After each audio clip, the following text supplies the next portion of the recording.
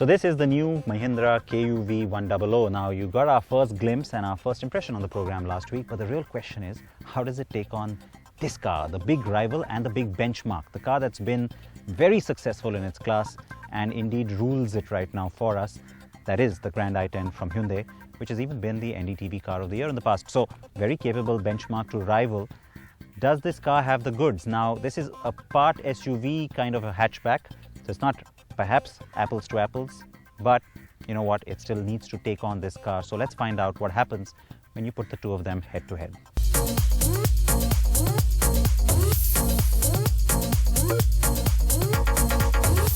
The KUV100 is the car of the moment, and so right up front let me say it is indeed one of a kind. It's not a hatch that's gone cross, it's in fact the other way around. The KUV100 is the best finished Mahindra ever. The car has the looks to attract attention and even manages to pack in some oomph, courtesy the metal on the doors and the daytime running lights.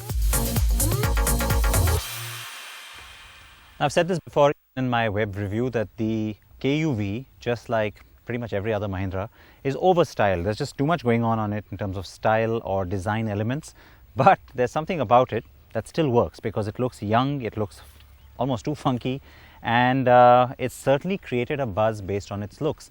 The Grand i10 is the boring looking car in this segment, and it always has been. I mean, even the Swift is a nicer looking car, and we've always said this. It's the one big chink in its armor. And you know, with the two cars that we have today, both being high-end, it has to be said, both of them of course have these remote keys, but just take a look at the size of this Mahindra key. This doesn't fold shut. You could actually impale yourself with this one. It's pretty dangerous.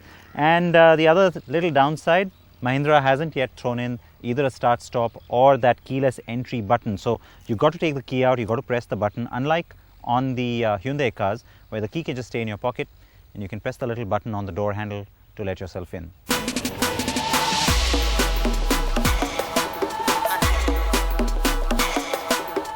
The thing that really got me interested in the KUV100 is that Mahindra has gone the extra mile with the new engines. The M Falcon range on board the car is a big step up for Mahindra. The company now shares these engine platforms with SsangYong and has various iterations on both petrol and diesel at its disposal.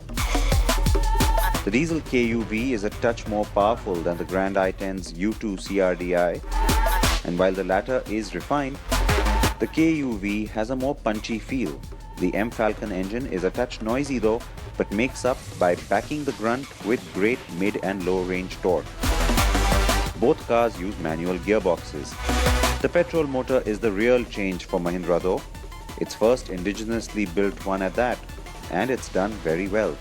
The petrol is not only good on power delivery, but also has a nice growl to it that's not usually associated with hatches. The Grand i10 is stronger on the petrol side though, with overall smoother and more refined performance. On performance, the KUV100 surprises with its handling and ride quality. The car has a sportier feel than the Grand i10, but the Hyundai comes in with very nice ride quality that many buyers, especially those using a chauffeur, will appreciate. The Mahindra has a more comfy rear seat though and better ride height, and yes, for what it's worth, offers 6-seater variants versus any other hatchback's 5-only configuration. The Grand i10 has still got the benchmark status like I said, and its cabin is its real USP, which when it first arrived in 2013 was a real breath of fresh air. The layout of the dash, the inbuilt music system, and the start-stop button plus keyless entry were all a huge step up from the likes of the Swift. That India got the extended wheelbase car also helped the cabin in terms of room. Now the Grand i10's cabin is certainly fresh and appealing, but this one is quirky and it's also perhaps the best we've seen from Mahindra. Better quality of materials, better overall levels of fit as well. Textured plastic, a little bit of difference in color here. You've got piano black, and this could have looked a little bit plain, but then you've got the KUV badging here which kind of takes care of that.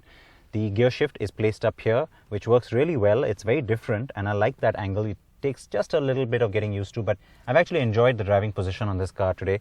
You can drop down this huge armrest on the 6-seater, and you know what, that's actually even more comfortable to drive with the gear shift here. But let's talk about this. Why do we even have this huge armrest? It's because of this bench seat on the optional 6-seater variant of the KUV. Now, it could be a master stroke from Mahindra because, well, you could have an extra person sitting here, and there is a lap seat belt provided for that person, so it's officially a 6-seater.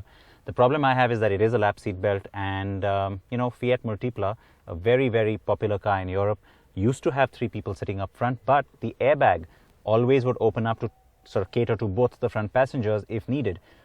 I still don't have a clarification from Mahindra whether the 6-seater airbag is different from the 5-seater airbags. So that's something that the company needs to clarify, and I'm waiting for that information from them. But otherwise, lots of little options. The screens are very, very informative, and it's loaded with all sorts of features as well. I have to say it's a comfortable and fairly young and fresh cabin. I like the fact that the KUV100 offers anti-lock brakes and electronic brake distribution as standard and has the option of dual airbags in every variant. The Grand i10 offers both only as an option and only on the top trim variant Asta. Finally, a look at the prices, where Mahindra has clearly not only undercut the Grand i10 but has also done that by offering more features in some variants at the various price points. The fact that the K2, K4 and K6 also have those plus variants with airbags is also, well, a big plus. So which car wins?